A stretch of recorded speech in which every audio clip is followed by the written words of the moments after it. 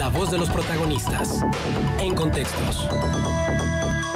Pues es un gusto tener en el estudio la presencia de Fernando Belauzarán, exdiputado del PRD, activista, filósofo, un montón de cosas. Y nos quedamos ahí para poder ir luego ya a la conversación. No, el gusto es todo mío, Marcela. Encantado de estar aquí en Torreón. Por cierto, mi abuela era de aquí. Ella nació en Gómez Palacio con el siglo.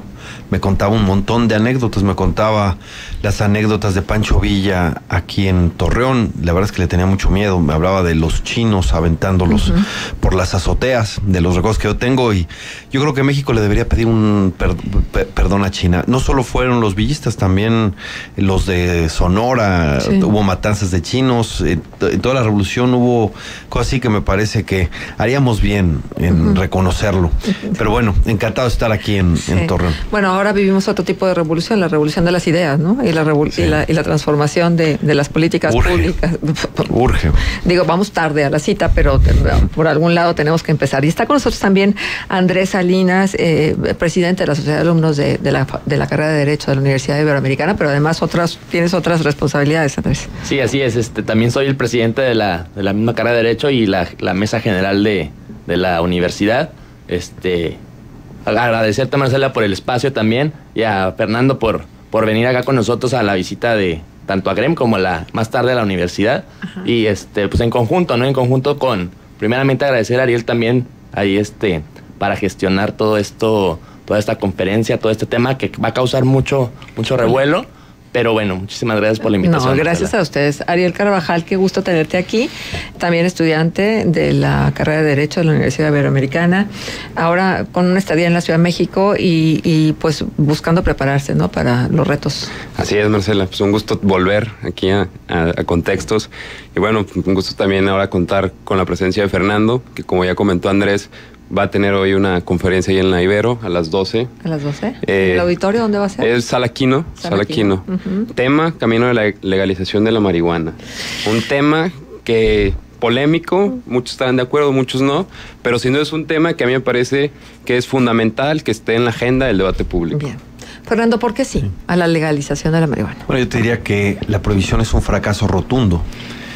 No hay un solo objetivo que haya cumplido. Toda política pública debe medirse por sus objetivos, y la verdad es que hay más producción, hay más tráfico, hay más consumo, ¿no? Y lo que hemos tenido además son muchos, digamos, consecuencias no deseadas, inherentes, que es evidentemente una violencia desparramada tremenda. Yo sé que aquí ha bajado un poco, pero en cualquier momento puede volver a subir, etcétera, porque los únicos beneficiarios de la prohibición, pues son los que se dedican a eso, a traficarlo, etcétera. Todos los demás es un fracaso rotundo. Las drogas, por supuesto que son peligrosas, no solo la marihuana, otras más, pero la prohibición las hace mucho más peligrosas. Y no digamos de la marihuana, que no hay un solo caso documentado de muerte por sobredosis de marihuana. Y hay gente que lo ha intentado, pero en marihuana no hay un solo caso de muerte por sobredosis, y hay unas drogas más duras, más potentes, que son incluso legales. ¿Qué queremos? Regular no significa liberalizar. No se trata de que vayan al Oxxo y lo puedan encontrar en cualquier estanquillo. Regular es poner reglas donde no las hay, o peor aún, donde las pone el crimen con el único objetivo de lucro, con la única meta de lucro, ¿no? Y eso pues ha descompuesto nuestra sociedad tremendamente. Vivimos una crisis humanitaria. Tenemos más desaparecidos que toda la dictadura argentina, ¿no? 22,000 fueron la dictadura argentina. Nosotros tenemos más de 30,000. En 10 años más de 200,000 muertos, ¿no? Y no vemos la luz al final del túnel porque no vamos a tener mejores resultados si hacemos lo mismo, ¿no? Mientras hagamos esto mismo, será un desastre. Uno luego piensa que la prohibición fue eterna, y no es cierto. La prohibición tiene un siglo. No vas a encontrar un solo historiador que te diga que estamos mejor ahorita que antes de la prohibición, ¿no? La prohibición hizo todo peor.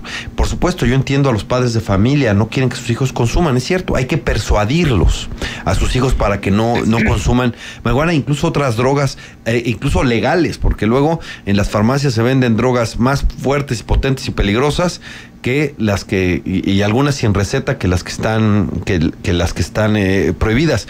Pero a lo que voy es, estoy seguro que si no le hacen caso los hijos a sus padres, bueno, ¿quién no le ha hecho, quién en algún momento no desobedeció a sus padres, ¿no? Yo me declaro culpable, ¿no? Que lo hagan, no arriesguen ni la vida, ni la libertad, etcétera, porque tenemos la verdad es que es mucho más riesgoso. Te doy un dato escalofriante.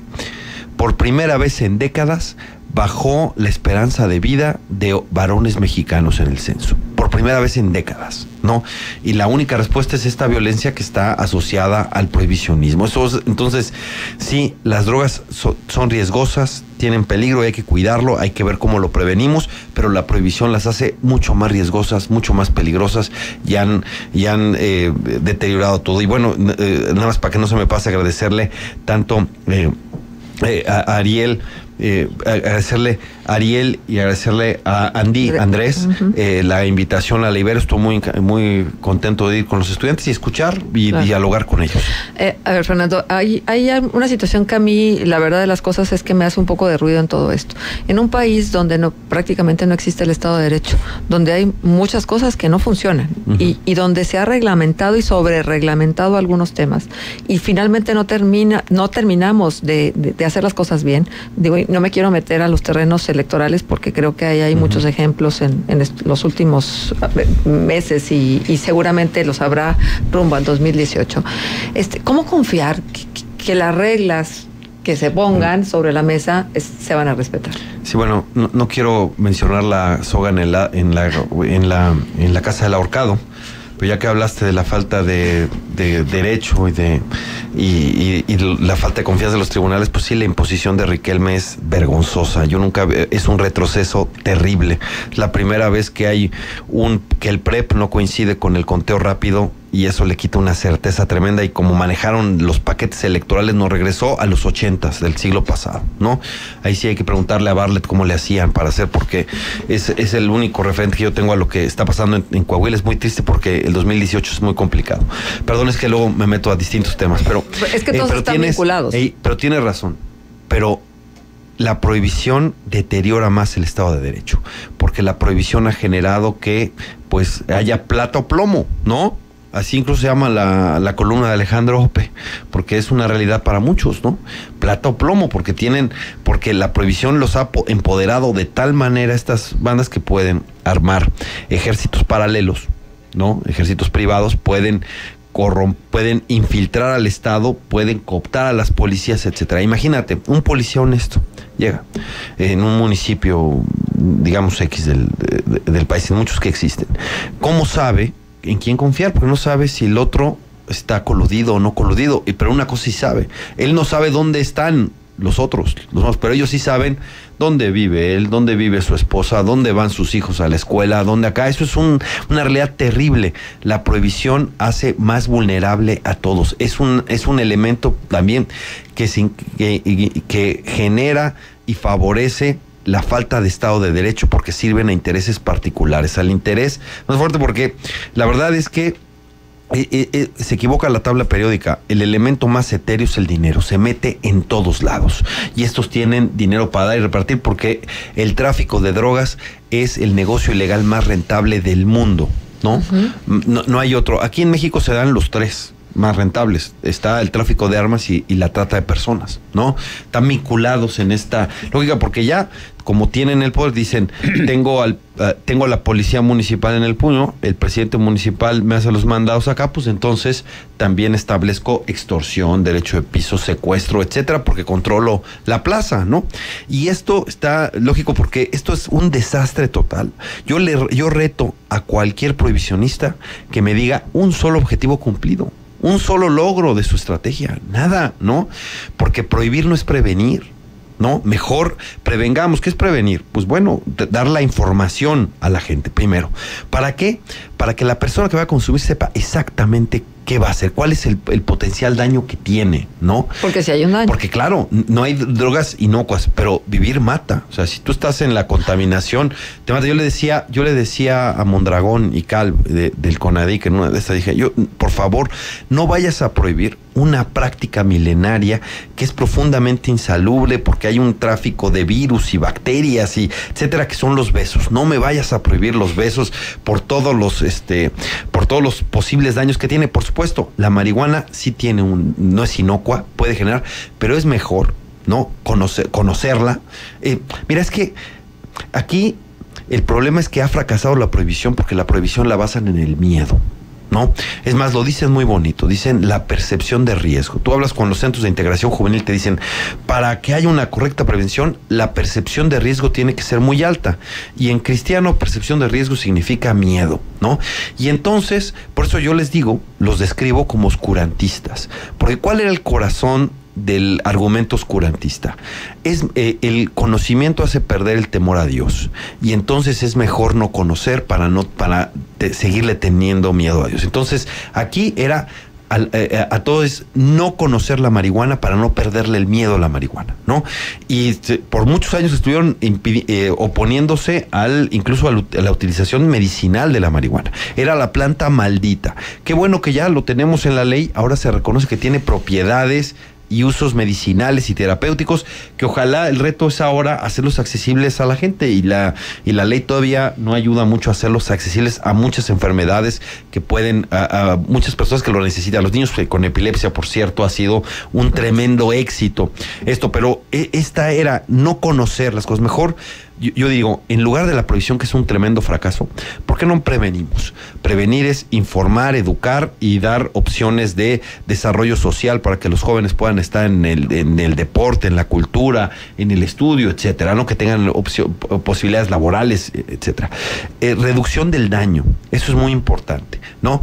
Todas las drogas generan un cierto daño y hay que reducirlos. Por ejemplo, el alcoholímetro es una forma de reducción de daño con alcohol, ¿no? Proteges a terceros gracias a esa medida de reducción de daños, pero puede haber otras importantes en reducción de daño. Tratamiento de usuarios problemáticos. Según las Naciones Unidas, solo el 10% de los usuarios de todas las drogas, en marihuana es como el 4.5%, de todas las drogas son problemáticos. Esos necesitan atención médica, esos hay que dárselos, pero la prohibición afecta no solo al 10% problemático, sino al otro 90% que no lo es, y a todos los demás que no consumen, porque la prohibición nos ha afectado como sociedad a todos, es absolutamente perniciosa. Las madres de familia, si reguláramos la marihuana, las madres de familia podrían saber que sus hijos correrían menos riesgo por 4 razones. Primero, porque no tendrían contacto con una delincuencia que puede ser muy violenta, ¿no? Porque alguien tiene que ir con el dealer. Incluso, por ejemplo, Norberto Rivera, que tiene las reumas y que ha dicho que la usa, tiene que ir porque esa es marihuana medicinal en flor. 2, no correrían el riesgo de ser extorsionados o acabar en la cárcel, ¿no? Hay muchísimos consumidores en la cárcel que no le hacen daño a nadie, en todo caso harían daño a sí mismos por consumo, pero a ningún joven le ayudas metiéndolo a la cárcel. Tercero, no tendría contacto con sustancias más tóxicas. En el caso de la marihuana, por ejemplo, los pesticidas, ¿no? Que podrían tener, y los pesticidas pues son mucho más tóxicos que la propia sustancia. Y cuarto, muy importante, no tendrían contacto con drogas más duras. Este es el éxito de los Países Bajos. Quiere decir, la gente que va... Porque ¿cuál es el punto de contacto? Hay una gran mentira. Te dicen, la marihuana te lleva a drogas más duras. Eso es totalmente falso. No hay ninguna evidencia científica que te diga que el consumo te hace propenso a consumir otras cosas. Pero hay una realidad social que puede contribuir a eso. ¿Cuál es? Que comparten el mismo mercado negro. Entonces van con el dealer, y el dealer no solo tiene marihuana, y el dealer hace su negocio, y el dealer no solo quiere venderte marihuana, entonces quiere vender todo lo que tiene en el menú, es parte de su giro, de su negocio. Entonces, lo que ha funcionado muy bien en Holanda, que es quien lo impulsó de los 70s, es quien va por marihuana, que es la droga ilegal más usada en el mundo, 8 de cada 10 veces que se consume una sustancia ilegal es marihuana, no tenga contacto con sustancias más duras. Esa es una medida, por cierto, de reducción de riesgos y peligros. Pero es una información que a nosotros nos llega de otra manera y nos llega a través de las encuestas nacionales de adicciones y nos llega a través de los centros de integración juvenil, que es el organismo tal vez con más experiencia en el tratamiento de las adicciones. Espera, Fernando. Y lo que nos llega es que la marihuana es la droga de entrada a otras drogas duras. Bueno, es que, insisto, estamos luchando un poco contra el oscurantismo. Lo que ellos quieren es generar ¿SIG es miedo. oscurantista? ¿Quién? ¿SIG, Centro de Integración Juvenil? Sí, ¿Son oscurantistas? sí, claro. Sí, su forma de prevenir es esa, es el miedo. No tienen otra, es la lo dicen sus textos. Hay que tener alta la percepción de riesgo y no dan información basada en evidencia. Y eso, tú, si quieres, me pones a debatir con cualquiera de centros de integración juvenil y sobre evidencia científica hablamos. No tienen. Por eso siempre les ganamos a los debates y por eso ya que venimos a los debates no quieren venir, ¿no? Tú pregúntale a los de CONADIC y dicen no, porque no tienen evidencia. Pero ¿a qué es? Espera, Fernando, porque nos va a cortar el sistema. Sí. Déjame ir a la pausa comercial, regresamos y contigo. te explico. Continuamos conversando con Fernando Belazarán, que está de visita en La Laguna porque va a dictar una conferencia, un foro ahí en la Universidad Iberoamericana, y está con nosotros Andrés Salinas y Ariel Carvajal, estudiantes de Derecho también de la universidad. Fernando, pero estabas exponiéndonos una idea y te interrumpí. Sí, Marcela. Mira, la droga de entrada es el tabaco y el alcohol. Esa es la droga de entrada. Más que nada es la primera droga. La droga de inicio es el alcohol y el tabaco, y eso está más que comprobado. Es cierto, ya dije, que como comparten el mercado negro, quien va a comprar marihuana tiene contacto con drogas más duras porque el dealer no solo vende marihuana, ¿no? Y aunque la marihuana es una droga, digamos, suave, más suave que algunas legales como el alcohol y el tabaco, pues comparte esta, y puede ser que el dealer les ofrezca, mira, tengo esta pastillita, tengo esta otra cosa, etcétera, porque al dealer lo que le interesa es hacer negocio. Pero no hay nada bioquímico que haga que el consumidor de marihuana quiera otras drogas más, como algunas personas dicen, sin ninguna evidencia científica. Es más, la marihuana está sirviendo de droga de salida en algunos países donde ya la permiten, porque ayuda en el síndrome de abstinencia, que no sea tan traumático, tan fuerte, es un shock para algunas personas que tienen adicciones con drogas más fuertes, y la marihuana ha servido de esto. Ahora, ¿por qué creo que debemos regular la marihuana? Yo diría 3 razones. Una, la prohibición es un fracaso absoluto. Lo estamos viendo, tenemos una crisis humanitaria y una crisis de seguridad y una crisis en todos los sentidos, y sin conseguir un solo objetivo. Segundo, porque ya dijo la Suprema Corte de Justicia de la Nación que es un derecho de los adultos, de los mayores de edad, poder consumir marihuana y tener una forma legítima de acceder a ella, por el desarrollo, por el derecho al libre desarrollo de la personalidad, que lo puedo explicar así, es ser como se quiere ser,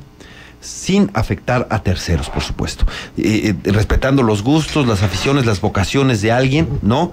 Que alguien pueda hacer como se quiera hacer. Y tercero, pues veamos nuestra región. Miren, Estados Unidos nos impuso la prohibición de la marihuana. Te voy a decir algo que quizás no sepas, Marcela. En 1940 se despenalizaron todas las drogas en México, al final del gobierno de Lázaro Cárdenas, por un médico visionario que se llamaba Leopoldo Salazar Viniegra. Hizo todo el proyecto y dijo, vamos a despenalizar todas las drogas y vamos a darle dosis a los adictos, ¿no? A los usuarios, dosis de algunas drogas. Y duró 3 meses porque Estados Unidos, Asingler, el famoso cruzado contra las drogas, convenció al gobierno norteamericano y le dijo a México que no le iba a vender medicinas si no echábamos para atrás esta despenalización de las drogas. Y como estaba la Segunda Guerra Mundial y México no tenía forma de acceder, sobre todo a las medicinas opiáceas, pues así por las buenas México suspendió esa ley de 3 meses. Pero 60 años después es exitoso en Portugal, donde están todas las drogas despenalizadas, y es exitoso, por ejemplo, en Suiza o en Canadá, el asunto incluso hasta de la heroína médica, que le dan pequeñas dosis a los adictos y los van acompañando, y ha funcionado excelentemente bien. Pero bueno, el caso es que Estados Unidos nos impone la prohibición, y ahora Estados Unidos tiene más de la mitad de sus estados ya con la marihuana regulada, sea para fines medicinales o sea para fines personales. Incluso el cáñamo industrial prácticamente ya está incluso todavía más lugares. En California, que es tan importante para México, la sexta economía del mundo, solamente California, y Tijuana es la frontera más circulada en el planeta, ¿no? En enero ya entra toda la regulación personal, es decir, ya se va a poder vender para usos personales en todos lados, para mayores de edad, por supuesto. Y Canadá, en junio, ya entra la regulación también para uso personal. Es decir, que nuestros principales socios, mientras nuestros principales socios comerciales están generando una industria que genera trabajo, empleo, altas utilidades y además altos impuestos. En Colorado el asunto de los impuestos ha sido fantástico. Había condados que no habían querido la marihuana para uso personal. Ahora ya no hay ninguno, ya todos lo aceptan por lo que ha sido en impuestos, porque han construido hospitales, escuelas, atienden a los homeless con esos impuestos, etcétera. ¿Y qué va a pasar en México? ¿No? Allá hacen negocio, se benefician de los impuestos y aquí nos quedamos con los muertos. Nos dejaron colgados de la brocha puritana, ¿no? Y digo puritana porque, insisto, hay drogas legales mucho más potentes que la marihuana. Estos dicen, deja la marihuana, niño, y tienen el Valium al lado, ¿no? O tienen el diazepam al lado, ¿no? La verdad es que tienen consecuencias secundarias mucho más fuertes. Entonces yo digo, abramos a ciencia, ¿qué es una droga? Porque quizás no expliqué eso. ¿Qué es una droga? Es toda sustancia que altera tu sistema nervioso, sea que lo excite o sea que lo deprima. Esas hay muchísimas, muchísimas. ¿Cómo se decidió qué drogas son prohibidas y qué drogas son permitidas? No creas que hubo un panel médico, científico, fue en gran medida arbitrario. El caso de la marihuana, hubo sobre todo racismo. Ubicaban a los mexicanos y a los hombres de color afroamericanos con esta droga. Entonces, las drogas sí son peligrosas, sí son riesgosas, pero la prohibición las hace mucho más peligrosas y riesgosas. Tenemos que ver una forma para coexistir con ellas que no haga tanto daño como el que tenemos. Insisto, cuando se firmó el TLC, México era el productor.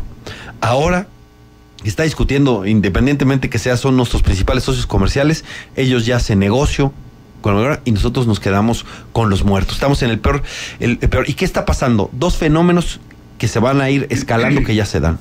Uno, hay una disminución de la demanda de marihuana mexicana en Estados Unidos. Allá ya la están produciendo y con gran calidad. ¿Y qué pasa con toda esa marihuana que se iba a Estados Unidos? Se queda en el país haciéndola más accesible, más barata, etcétera, pero con todo lo pernicioso del mercado negro. Y segunda consecuencia, si la historia comenzó con un tráfico ilegal de marihuana de México a Estados Unidos, ahora está en sentido contrario. Ya hay marihuana norteamericana en México. Estamos ya importando la marihuana. Entonces, estamos en el peor de los mundos. ¿Y qué nos sostiene con esto? La moral puritana, la moral más conservadora, más atrasada, menos científica. Esa es la que nos tiene, porque ese es el consuelo. No consigues con esta política pública un solo resultado, no consigues un solo objetivo, al contrario, consigues todo lo contrario a lo que dices perseguir y la mantienes. ¿Y qué es lo que te consuela? La moral. Por las cuestiones morales nos vamos al fracaso. Incluso hay algo que coincidimos, prohibicionistas y no prohibicionistas, que es que lo que genera mayor el abuso de drogas legales e ilegales es la desintegración familiar, el daño al tejido social, el dolor personal, el trauma. Bueno, no, es cierto. Entonces, si en eso coincidimos, pues bueno, yo te pregunto, ¿cuántas familias destruidas, cuánto dolor familiar, cuánto dolor personal ha generado en 10 años 200,000 muertos, 30,000 desaparecidos, más de 1 millón de desplazados por la violencia, decenas de miles de presos, porque cada preso, cada muerto, cada desaparecido, cada desplazado forzoso es una tragedia familiar. Y entonces, lejos de poder prevenir para que se abuse y se abuse menos de drogas legales e ilegales, se promueve todo lo contrario. Entonces, ¿por qué mantenemos algo que no solo no da resultado, sino que consigue todo lo opuesto? Eso es un absurdo. Ojalá que acabemos ya pronto con la estúpida guerra contra las drogas. Muy bien, pues de todo esto será este encuentro que ustedes estarán sosteniendo en Libero. Si quieren hacer la invitación a alguien que está abierto exclusivamente para los estudiantes, al público en general. La invitación es al público en general. Va a ser entrada libre, Sala Quino, Universidad Iberoamericana, 12 p.m. 12 del día, ahí estaremos. Bueno, estará Fernando con este tema, en el que esperemos haya diversas opiniones y podamos dialogar y que sea un encuentro. Sí, nos quedamos con con ganas de entrar como al terreno así de la argumentación en contra de la posible legalización de la marihuana, porque más allá de lo moral está el tema de lo social, y lo social tiene que ver con el tipo de seres humanos que conforma esta nación. Pero mira, ¿cuál es la correcta prevención? O sea, quien quiere alterar sus sentidos lo va a hacer, pero lo va a hacer con lo que tenga más a la mano, ¿no? Y a veces lo que tiene más a la mano es mucho más dañino. Te doy un caso. Luego lo que tienen más a la mano son los inhalables, ¿no? Que lo tienen ahí y lo venden en la tlapalería sin ningún problema, y es mucho más perjudicial. Claro. Son daños irreversibles. Acá lo hacen con lo que tienen a la mano. Vivir no es fácil, por cierto. Todo el mundo tiene que buscar, y así como hay bebedores que te tomas una copa de vino en la comida y eso no te hace alcohólico, también hay un consumo responsable de otras drogas, como por ejemplo la marihuana.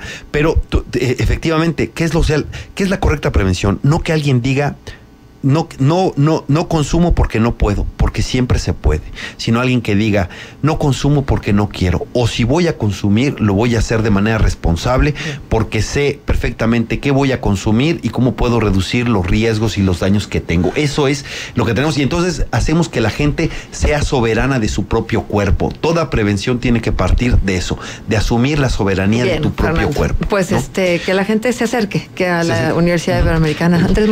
no simplemente decir que Andrés me amenazó de llevarme a consumir algo profundamente adictivo, que son las gorditas. Sí, entonces yo ahí luego les diré si luego las puedo dejar. Exactamente. No. Luego si hay programas preventivos, creo que sí. Muchas gracias, Andrés. Muchas gracias, Ariel. Muchas gracias, Fernando. No, gracias a ti, Marcelo. Hay un comentario nada más de Carlos Ramírez. Dice: felicito a Fernando Belaunzarán, y dice: el respeto a la pachequez ajena es el derecho del ciudadano libre y la obligación de las autoridades. He dicho, el borracho agrede y es mala onda, el pacheco se ríe a carcajadas y por lo general es buena onda. Hay sus excepciones, claro, pero las estadísticas no mienten. Hay más criminales bajo los efectos del alcohol que bajo los efectos de la mota, dice Carlos Ramírez. Bueno, muchas gracias. Fernando, te invito a San Joaquín. Allí está despenalizada es una colonia. San Joaquín es una colonia. Les doy un dato simplemente. Si el Estado no puede evitar el tráfico de drogas en sus cárceles, ¿no? Porque hay un tráfico de drogas en todas las cárceles mexicanas, ¿cómo piensa evitarlo en la sociedad? Y termino diciendo una cosa: la prohibición está destinada al fracaso porque es una lucha contra la condición humana, ¿no? Las drogas nacieron con la humanidad y van a acompañar a la humanidad hasta que termine. Necesitamos simplemente coexistir para que sean lo menos dañinas y menos riesgosas y menos peligrosas posibles, y eso solo se puede hacer con la prevención, con la información y creando personas que se hagan responsables de sí mismas. Muchas gracias, Fernando, por estar con nosotros. Fernando Belaunzarán.